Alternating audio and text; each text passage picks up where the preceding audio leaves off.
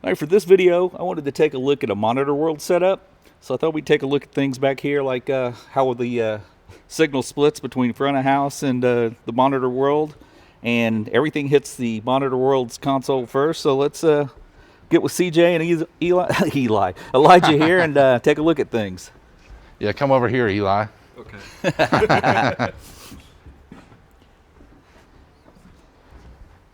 Yeah, so back here we have two splits going. We have an analog split to front of house for our headlining act. And then for us mixing the opener, we have this splitter rack, which one side of the split hits the monitor DL32, and then one side of the split hits the front of house DL32. Now we could go straight into the console since I've got a wing out front for this, just like you have a wing full size up here. And we could digitally split these. We could. You want to talk about that? And we did last gig. Right. With, what's his name? Is it JB Shelburne? JD Shelburne. JD Shelburne, yep. Great band.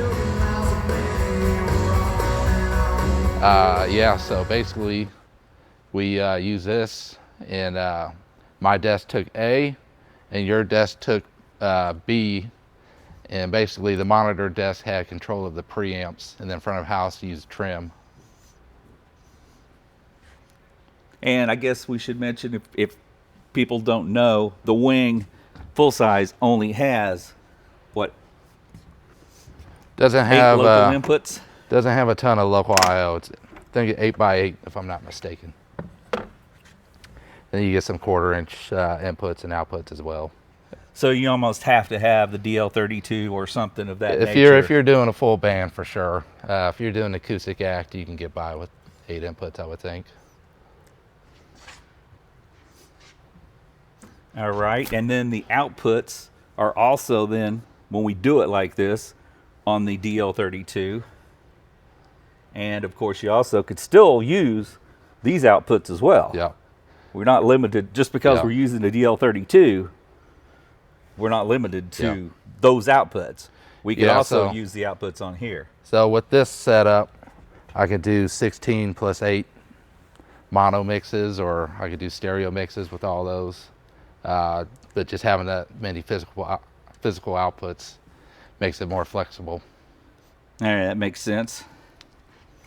And I guess we didn't talk about why we don't like to use the AES-50 connection and skip the split snake, and you might want to talk about that. Yeah, I mean, anytime you gain share, it's always a gamble, because band gets decided, you know, sound check, you get one level, they come out, start a show, you got 3 inputs clipping because everybody turned up. So there's that, and then as you're mixing the show, if the monitor guy is controlling the preamps, if he turns down, it's going to throw off the front of house guy. So, I mean, as long as there's good communication there, it can be a smooth show, but ideally everybody's got their own preamps. Nobody has to share anything.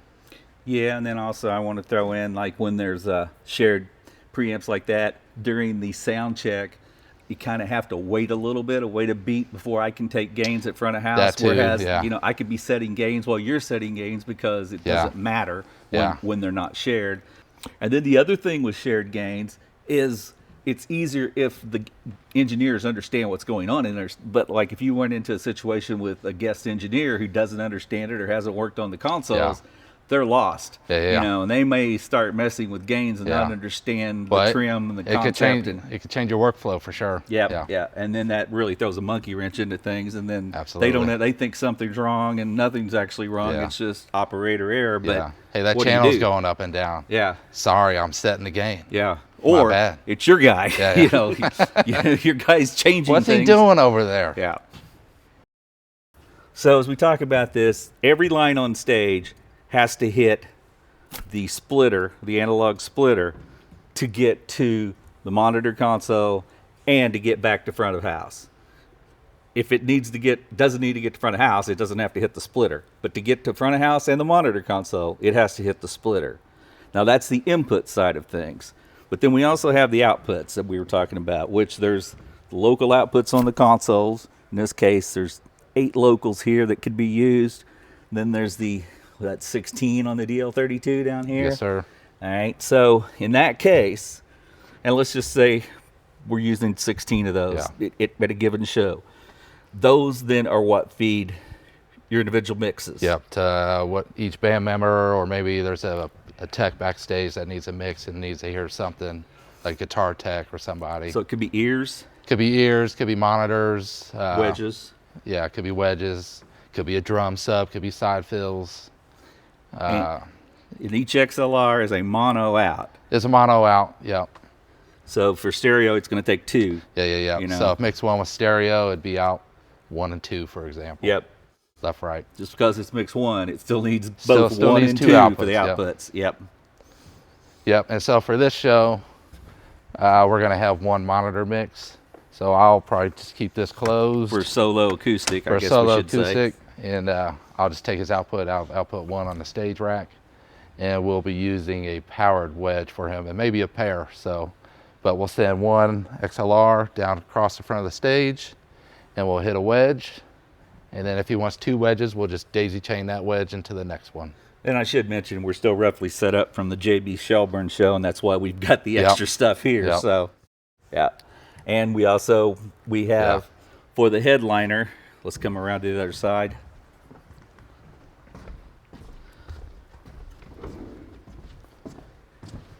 The headliner is going to use our subsnakes. So we have a plethora of subsnakes for them to connect to back here. Yeah, I would say that's plenty of inputs for him. And a subsnake will run to, in this case, their splitter. Yep, and each subsnake will probably hit a zone. So 1 box might live by a drum kit, 1 might be downstage for vocals, acoustics, 1 can land in keyboard world, guitar world, whatever. And if that's not enough, we've got another one that's back here on the on the railing. So Just in case, you never know. yeah, and then we can even run a sneak snake if we needed to, Yep. or with a Cat 5 and a dongle.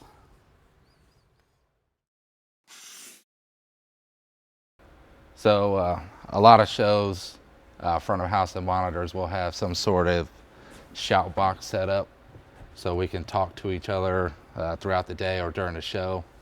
But what I like to do is I'll wire my cable from this 1, 2, 3, 4, and he can hear me out at front of house.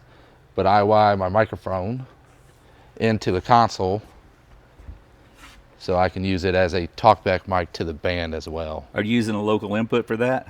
Yes. Yes. Yep. Local input 3. Which is something that those are really good for Yep. in this situation. Well, in a normal situation where Yeah. there's a lot of Yep. channels being taken up. Yep. So local 1 and 2, I got an iPod plugged in for testing stuff, listening, and then input 3 I'll use for this talkback mic. And then I have, of course, you have the Mackie today. Yep. Got the Mackie. I couldn't afford a Mackie. I have a Behringer back in the front of house world. Sweetwater takes care of me. Yeah, thanks to Sweetwater. Yeah. Yeah. So that's how I talk to front of house and the band, and everybody can hear me communicate with them.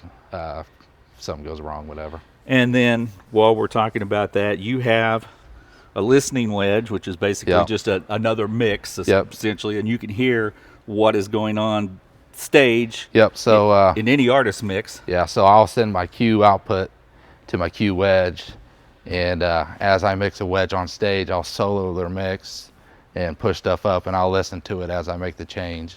And then if something starts taking off, I can hear it. And when you say taking off, you mean feedback? Feedback, yeah. If you start pushing the vocal too high, it'll start squealing on you. And of course, you can also hear noise before you really Yeah. turn something way up. And Yeah. There'll be some tail signs there. and then also, I see you've got your headphones out too. So Yep. I got a headphones. If someone was on in-ears, I would listen to my cans and do the same sort of deal. CJ, let's talk about being show ready now. What that means. Absolutely. So generally for a lot of shows, you'll get a stage plot input list, and I always like to get my show file built real early, get channels labeled up, get outputs labeled and routed, and then I like to make noise through all of it, make sure it's all working correctly. If I'm mixing ears or even sometimes wedges.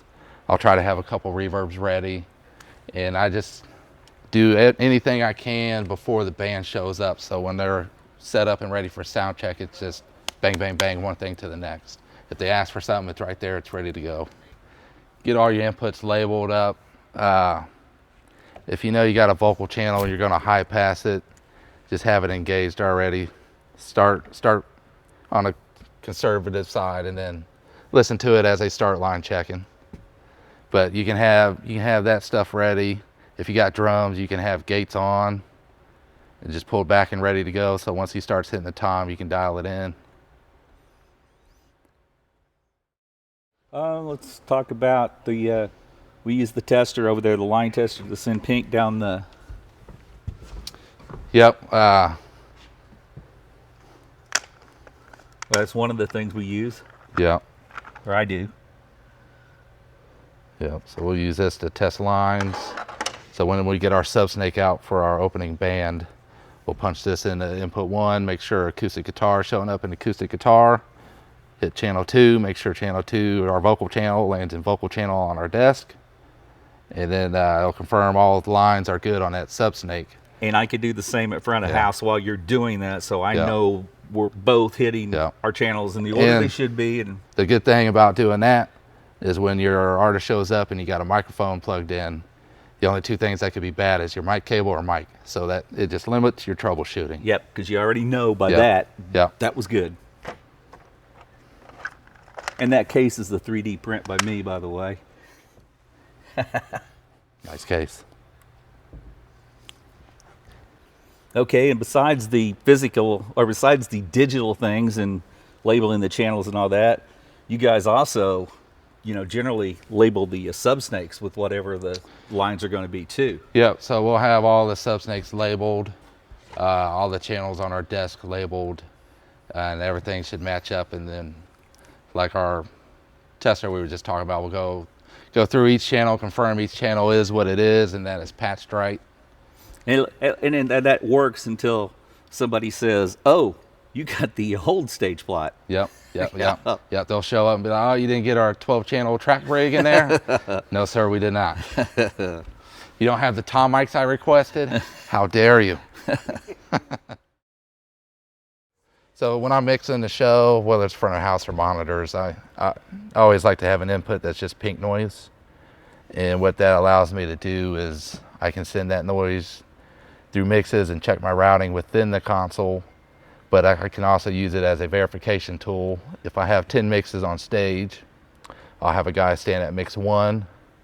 I'll take pink noise and I'll throw it up at mix 1. And when that guy hears it, he gives me a thumbs up. I have it. And so if we had 10 wedges, at that point, I'd be like, go to mix 2. He would stand at monitor 2. I'd turn it up. If he hears it, he gives me a thumbs up. Go to mix 3, and so on. Or if you're front of house, you can verify the left side of the PA is the left side of the PA. You make sure your sub outputs go into subs, all that good stuff. Right. And you know, while we're talking about that, let's say you do have the band on stage. Elijah, you're going to be the band now again. So Sick. now, something for bands to do when you're listening. Let's say, I don't care what it is. Let's say we're taking the kick drum. Mm-hmm. Every band member that wants to hear kick drum, put your finger in the air, your hand in the air. I'll tell before sound check, I'll go up to each band member, introduce myself, and say, hey, as we're line checking, I'm gonna set the level.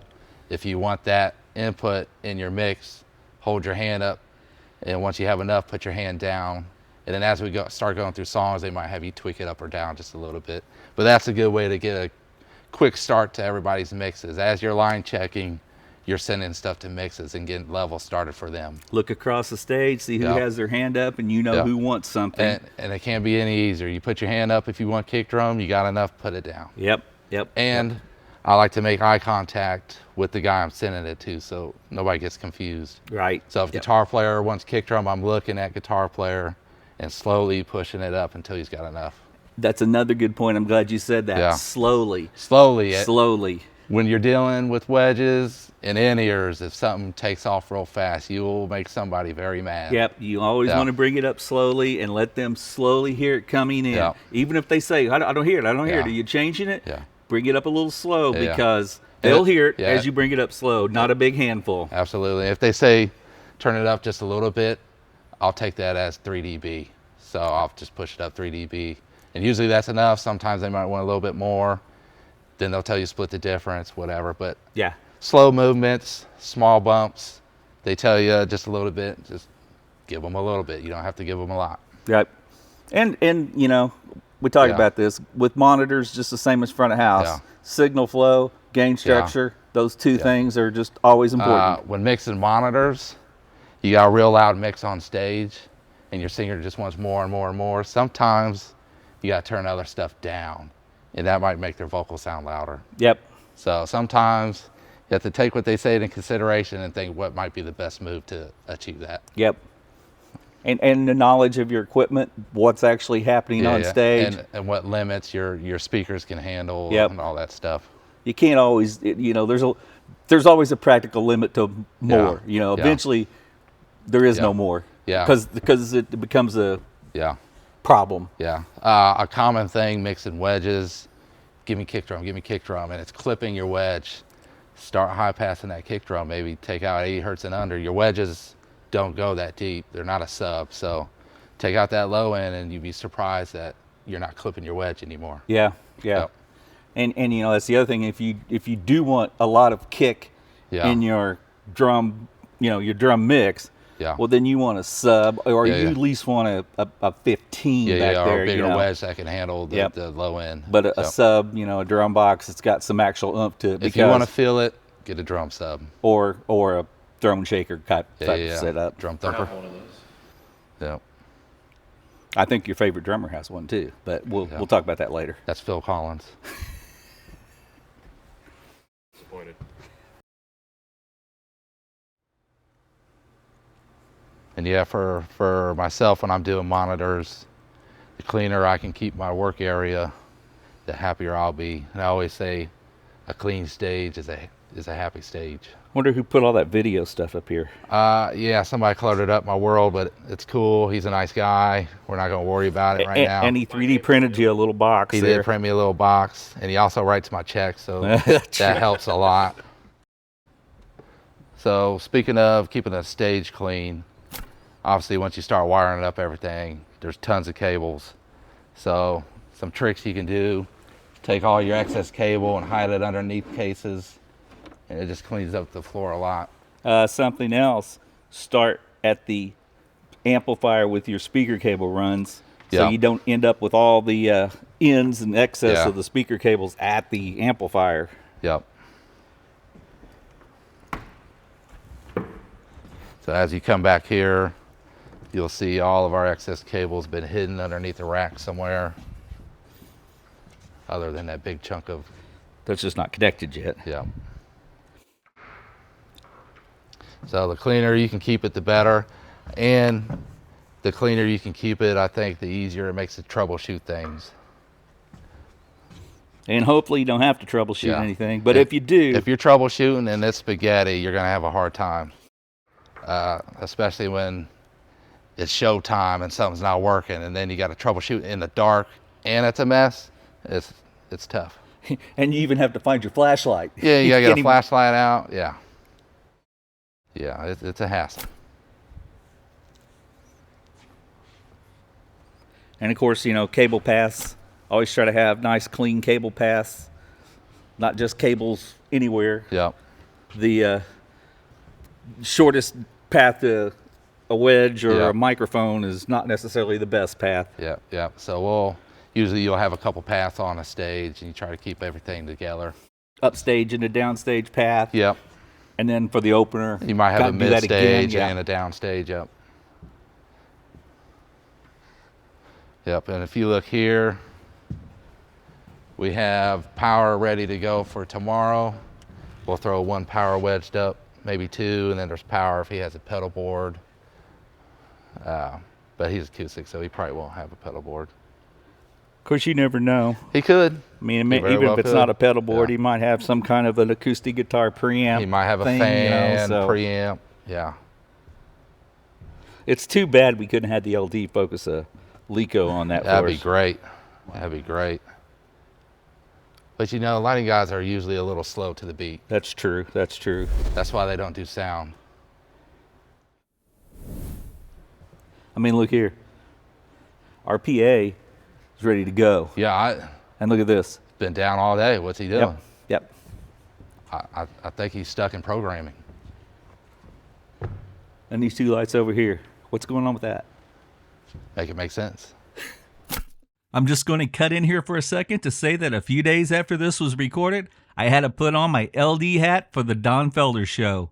Karma. And for most gigs, I like to bring some tools that are just good to have on the gig. Whether it be adapters, tools like XLR sniffers, sound bullets, cable testers. A lot of red in that box. A lot of red. You can tell I like red. That's why I got red E-tape on all my stuff too. But I got XLR ends. If an XLR breaks and you got to solder a cable real quick, got a battery powered solder gun there. Yep. Fix the XLR right up. Got Y cables, turnarounds, RTA mics, iPod cables, laptop for various applications, all the flash drives you need. And one thing, you will not find duct tape around a professional No. audio crew. No, But, but you will find.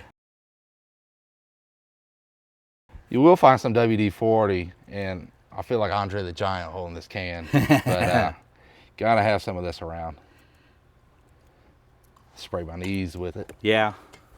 One thing I like to have in my kit is a paintbrush. And be like, CJ, what are you painting? Oh, I'm not painting, I'm dusting. Soft bristles. Gotta have soft bristles. But consoles get dusty after a while. You just kind of clean up your console here, get some dust off the screen. Helps keep things clean, keep dust out of faders. Yep. So, good thing to have in the toolbox. A lot of Monitor World setups are the same, only different. Bigger, smaller, but the same principles generally still apply. Shout boxes, splitters, cable management, and the job to make the talent feel comfortable on stage. Here's another video you might want to check out. Likes and subscribes always appreciated, and I will see you next time.